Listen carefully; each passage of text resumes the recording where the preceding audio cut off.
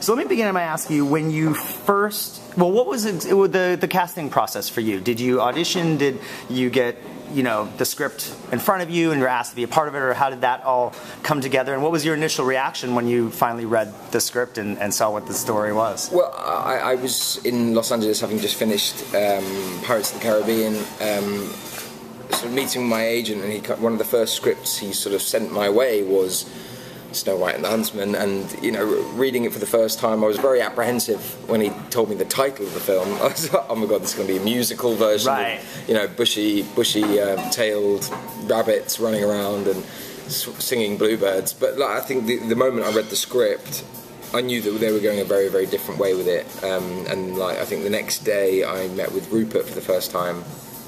Sort of sat down, he talked me through a lot of the ideas and the visuals, you know, that he'd sort of already created, and really he had pre-planned, you know, very specific ideas and details about the world that he wanted to create.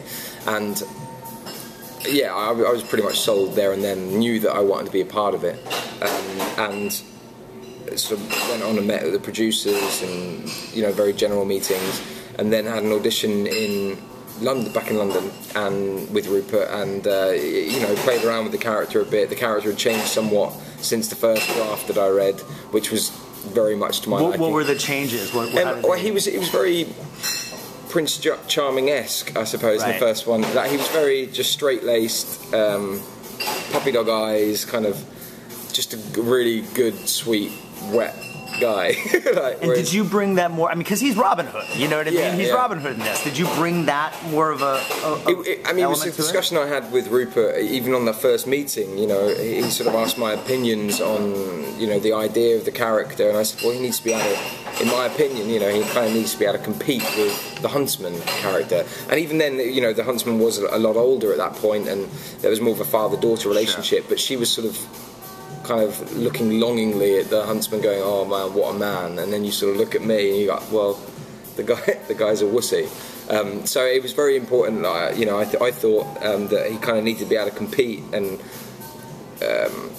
compete for attention of this beautiful woman that he's in love with. And progressively, I think the director kind of fulfilled those ideas and, you know, took on those suggestions and adapted it and developed a character that I was very sort of proud to be a part of, really. Yeah, it's a great character, and I really like the way, like you were saying, like there's almost a friendship that sort of happens between William and the Huntsman. Yeah. But at the same time, there's that rivalry, and it was fun watching you and Chris kind of play off of that. Could you talk about those scenes and that relationship?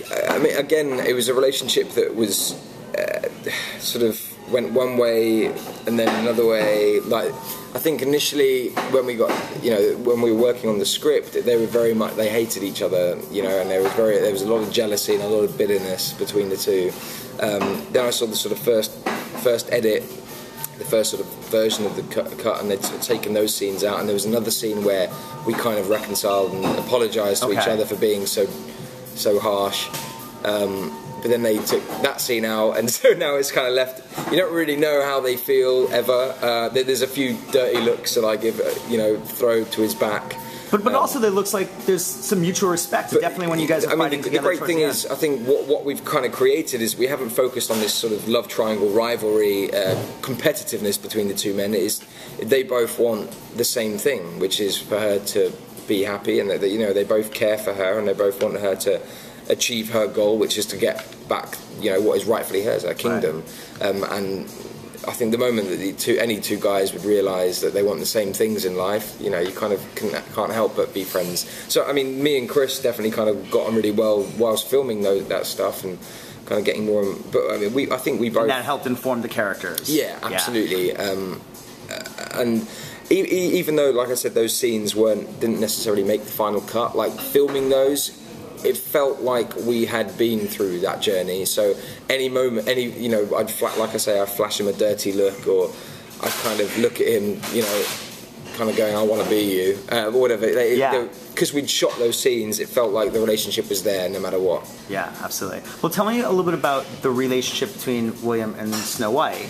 How that sort of changes his guilt, and then of course working with Kristin. Well, again, it was something I sort of discussed with Rupert I mean, like I said, it was such a collaborative process, the whole thing. He was very, very open to ideas and suggestions, and was really kind of helpful and sort of guiding us all in the right direction, and you know, and then at times we were guiding him in the right direction or whatever. And with me, I kind of thought it was very important that the reason that he's become not violent, but like kind of got more and more involved in war and fighting for what he believes in, is because when he was younger, he kind of regrets the fact that he wasn't big enough to do anything about the fact that she got ripped apart from him, you know.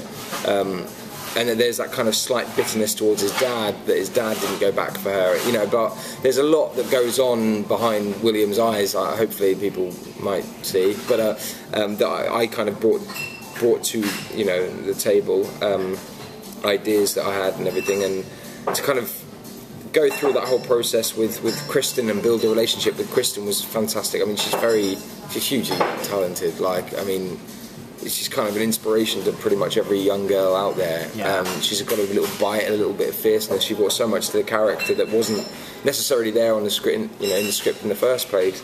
Yeah, she made it her own. And like, to be able to build any sort of relationship with an actress who's that talented, you know, it's a dream come true, really. Didn't really have to do much. Yeah, just get acting. Yeah, it does it its own.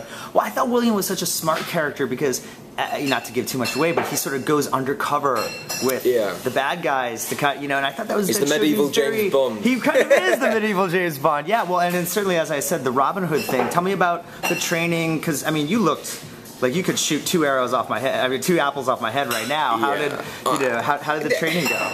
It was very, very physically demanding. Like, I mean, as you can imagine, like, just trudging around the mud was hard enough, but let alone fighting in it.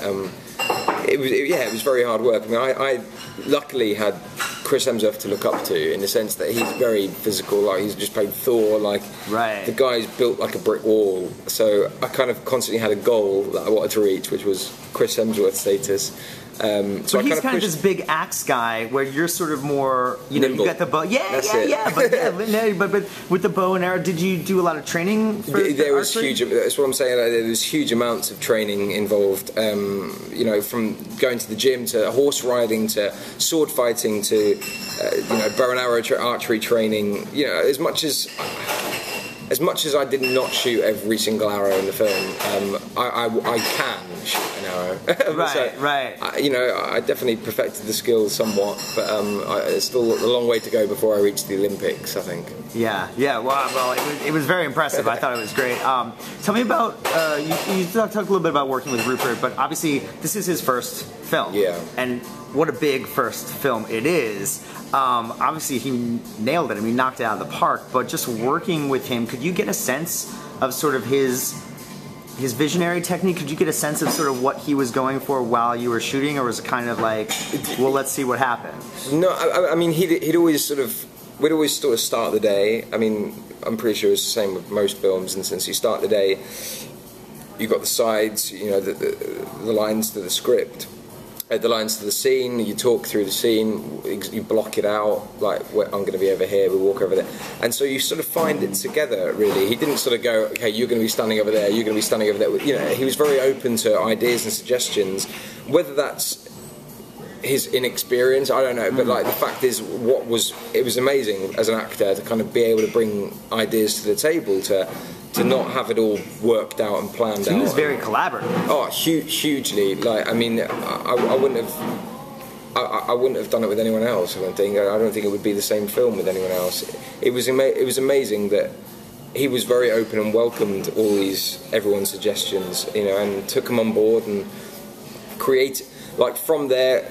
Like, if for example I come in and say, you know, I want William to be a bit more of a fighter, he's like, okay, well, we need to change this element, this element, this element. You know, the whole script would change. And yeah, he's the best listener in the world.